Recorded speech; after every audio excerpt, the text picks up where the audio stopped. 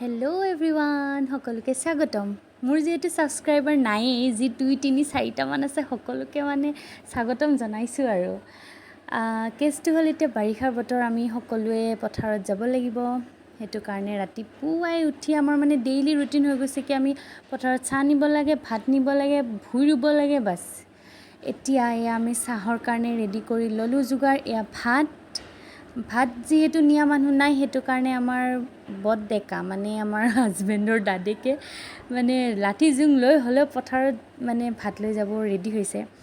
আমি চাহ ৰেডি কৰি ললো যেহেতু পথাৰখন আমাৰ পৰা বহুত দূৰত গৈ নাপাও খুজকাৰি চাহ ঠাণ্ডা হৈ যাব সেই কাৰণে আমি স্কুটিতে যাও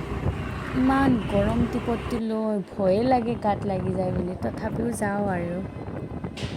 যেহেতু চাহ দিবই লাগিব টাইমত ভাত দিবই লাগিব হেতু কাৰণে এতিয়া হেইকেটা দেখিছেনে মনি এইকেটা আমাৰ কঠিয়া তোলা মানুহ এতিয়া কেছটো হল সিহঁতে আমাক চিনি নাপায় আমি সিহঁতক চিনি নাপাও কিন্তু মাটিখিনি যে আমাৰ হেতু আমি জানো আমি কনফাৰ্ম মাটিখিনি যে আমাৰ গতিকে ইমান মাটি আছো সিহঁতে বোলে ভাবা নাই আমি সিহঁতক মাটি আছো বুলি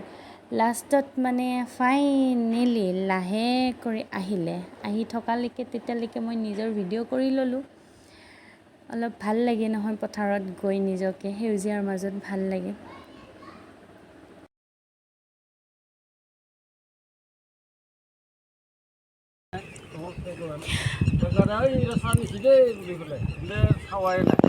আমি এতিয়া মাটিহে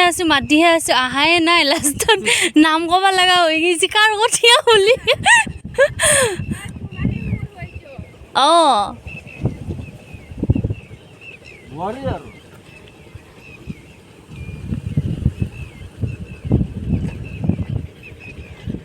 আমি মাততে শুনা নাছিল নেকি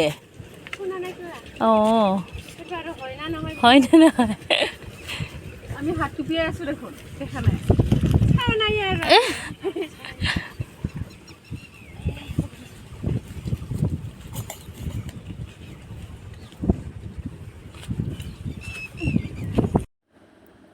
যিহেতুকে লাহে ভগাই থাকিলে আমাৰ টাইমটো লজ হৈ যায় ঘৰতো ভাত পানী বনাব লাগে কাম কৰিব লাগে সেইকাৰণে ফটাফট ইহঁতক চাহ দি আমি তাৰ পৰা ওলাই আহিলো সিহঁতে সুন্দৰকে মলয়া বতাহ এনজয় কৰি চাহ খালে তাৰ পিছত আমি আহিলো আমাৰ বেলেগ এঠাইত য'ত আমাৰ ৰোৱনী লাগি আছে 14টা 15টা মান ৰোৱনী লাগি আছে তাৰপিছত তাতে চাহ দিব আহিলো ইহঁতকো মাতি আছো মানে নাহে তেতিয়ালৈকে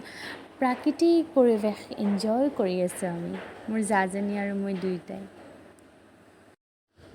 ইহঁতক ৰখি থাকোতে আমাৰ খুৰা আহি পালে ওচৰৰে খুৰা তেতিয়া খুৰাৰ লগতে অলপ কথা পাতি ললো সাব্বি এটা বা হাজিৰা লগে টকা খৰচ কৰি হলো তিৰিটো কৰাইছি এইহে মানুহ এইহে মৰম বলে এনে নৰা এৰাল যদি ইয়াতে বহি আছো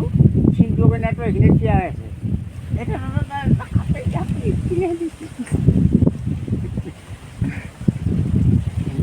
একেলা ঘুমি থাকব না এটা বহি থাকিলে বৰ ধুনীয়া হয় দে নিজৰ পৰিয়ালে গিটালি এটা কাষত বহি ঘুমাই মনটো পিছু বাপেৰে এইটো কথা ইয়ে কৰি আছে